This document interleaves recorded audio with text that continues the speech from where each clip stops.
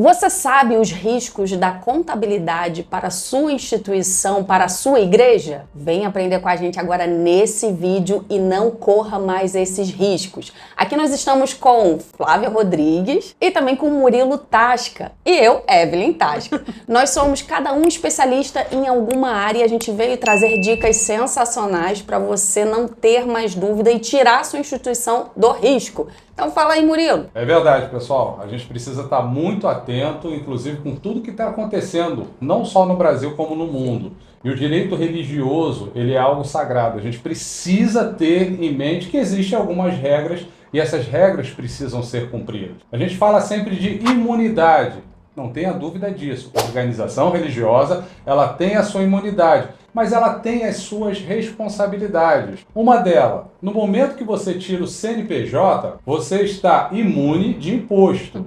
Não significa que você está desobrigado, sendo redundante, de obrigações acessórias. E é isso que faz a confusão na cabeça de muitos líderes religiosos. Poxa, eu tenho imunidade de imposto, então eu não preciso nem ter contabilidade. Não. Se você tem a obrigação, sendo redundante novamente, das obrigações acessórias, você precisa de um profissional para que possa fazer a contabilidade, aquilo que entra das receitas de dízimos e ofertas e aquilo que sai nas despesas da organização religiosa. Para quê? Para que ele possa colocar isso na ECD, na ECF, na DCTF e enviar ao fisco. Então é importante que se tenha contabilidade logo após que se tirou o CNPJ e para isso, no Brasil, somente um contador, somente um profissional que tenha o CRC.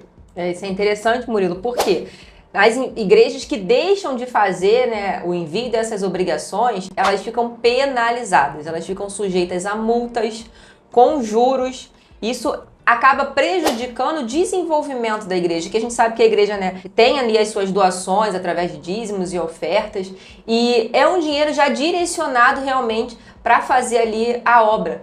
E quando você acaba sendo surpreendido, muitas das vezes por conta da falta de informação, que é o que a gente está trazendo para você aqui, você tem ali uma despesa com multas, uma despesa com juros, que você poderia ter se resguardado. Inclusive, alguns impostos que, por falta de você ter uma contabilidade, um financeiro ali no seu dia a dia, as conciliações financeiras, a sua organização religiosa pode estar sendo cobrada indevidamente, não é isso?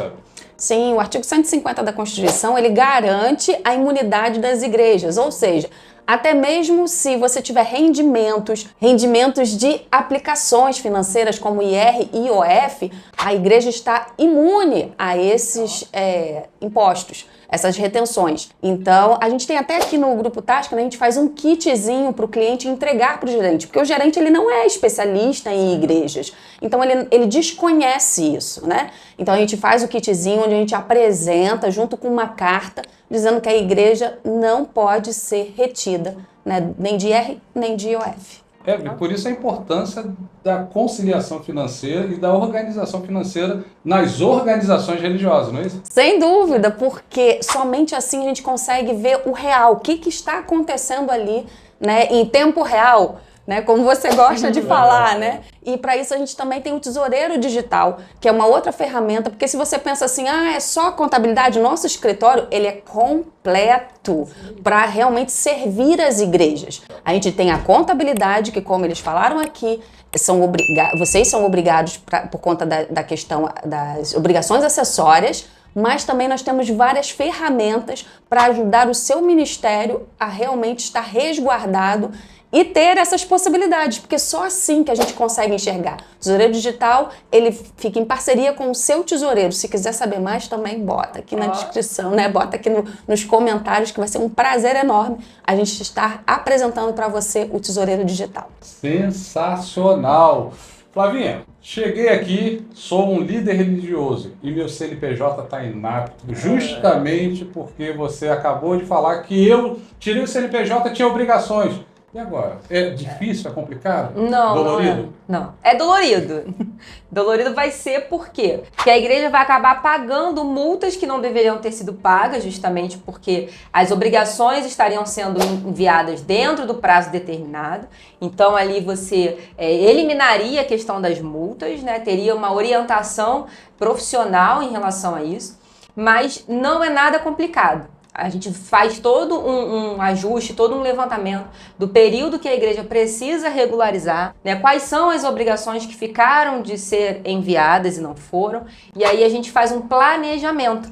Para quê? Para quando não pegar você de surpresa, né? Você consegue ali organizar dentro do seu financeiro ali uma possibilidade melhor de fazer toda essa regularização, reativar o seu CNPJ, até porque quando o CNPJ ele fica inapto, isso também atrapalha toda a movimentação bancária, porque a conta da igreja ela fica bloqueada.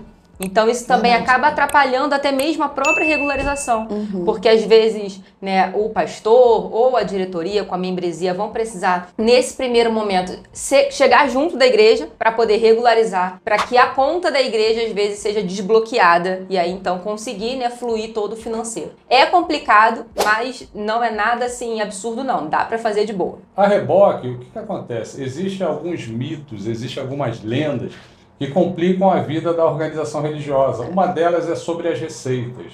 Muitas organizações religiosas têm ali um mito que só posso receber ofertas e dízimos. Não. Toda a receita que vem, como a Evelyn bem colocou, de aplicações, por exemplo, ou então se a igreja ela tem imóveis e ela está alocando e recebe esse valor, mas todo esse valor, conforme o parágrafo 4º do artigo 150 da Constituição Federal, se ele é direcionado para o objetivo fim da igreja, ele tem imunidade, não tenha dúvida disso. Mas para poder comprovar, você precisa ter uma contabilidade que vai direcionar os lançamentos para as contas corretas. Para numa eventual apresentação, você tem ali todas as declarações, a contabilidade, ela fidedigna. Então, essa é a importância. Mas, receita, se é para o fim da igreja, ok, está valendo, imunidade, não tem o que se falar. Porque quando a gente fala de tributo, verdade, dos tributos a gente tem ali os impostos, taxas, contribuições. A igreja ela tem imunidade do imposto. Taxas e contribuições, não. Mas tanto é que a taxa, o legislador, quando pensou nisso, ele fez a base de cálculo muito lá embaixo. Não dá para você comparar com o imposto. E as contribuições, quando a gente fala da parte do INSS, a igreja não tem imunidade nas contribuições. Imposto é onde as organizações religiosas, de fato, elas têm total imunidade. Então, se tiver uma terceirização de serviço, a igreja não é imune ao INSS que tem que ser recolhido. Se tiver também que é uma coisa que também acontece muito recorrente com as igrejas, é a questão do IR sobre o aluguel, quando é alugado de pessoa física. Tem que recolher, também não é imune. Não tem como fugir e é normal, porque as igrejas elas precisam de uma manutenção, então elas contratam alguns autônomos, alguns profissionais liberais. Ela precisa fazer o RPA e como ela é a fonte pagadora, a responsabilidade da retenção do INSS, do IR, e se esse autônomo ele tem um local fixo, aí a gente está falando aqui de Rio de Janeiro, a legislação vigente aqui fala que aí você tem que reter o ISS também, se ele tem um local fixo. Se não tem, não se fala em ISS, mas você vai reter 11%. É importante que a igreja avise ao seu profissional que os 9% é obrigação dele, porque senão ele poderá ter problema com o fisco. Isso é uma dica nossa aqui para vocês. Exatamente, cheio de dicas para você ver como vale a pena você contratar e estar junto com profissionais que são especializados. Aqui a gente também tem um plus que a gente gosta muito, a gente chama de escritório virtual, onde as pessoas, os representantes da instituição podem entrar em contato com a gente a qualquer momento. E no horário ali que a gente tem de expediente, sempre vai ter um gerente cuidando de você. O atendimento é muito rápido, menos de 2 minutos já tem pessoal interagindo com você e te dando um feedback. E nós 3 também estamos dentro desse escritório virtual para qualquer eventualidade. Então é um plus humanizado, nada de robô, realmente é gente para fazer sentido a sua instituição. O bacana de todo esse esclarecimento que a gente está trazendo aqui é poder desmistificar essa questão de que eu só vou ter contabilidade porque eu sou obrigado por lei, né? Primeiro a gente já esclareceu que você precisa ter, né, para fazer realmente o envio ali da obrigação. E já que você tem um contador, né, um profissional para você cuidar dessa parte, por que não usufruir de todo o conhecimento que esse profissional tem em prol da proteção da sua instituição? Então, eu acredito que esse vídeo seja rico demais em conhecimento.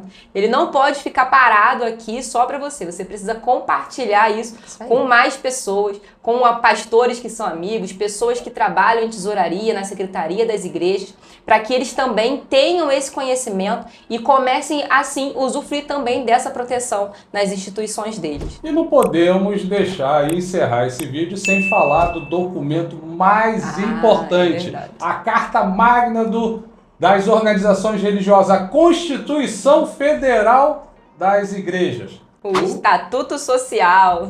Que para as organizações religiosas cabe. É o artigo 44 apenas no seu parágrafo 1º e o artigo 46 é o mínimo de informações que o seu Estatuto Social precisa ter. Mas além disso, a Flávia, que é especialista aqui do Grupo Tasca, ela pode falar que tem governança dentro de uma igreja? Sim, existem vários modelos de governança, né, que você precisa conhecer e para poder escolher como você vai aplicar. Qual desses modelos você vai aplicar? Qual a doutrina que a sua igreja ela identificou dentro da Bíblia para poder seguir? E com todo esse conjunto de informações é que a gente monta, né, elabora um documento ali específico para a sua igreja.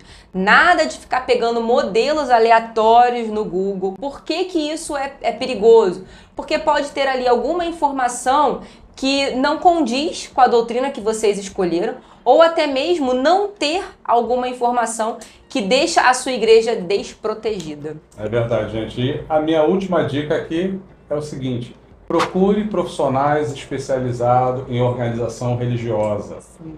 Contador, advogado. Poxa, eu sei que a sua igreja, eu sei que a sua organização religiosa, muitas das vezes pode ter um profissional ali de confiança, alguém que é até membro daquela organização religiosa.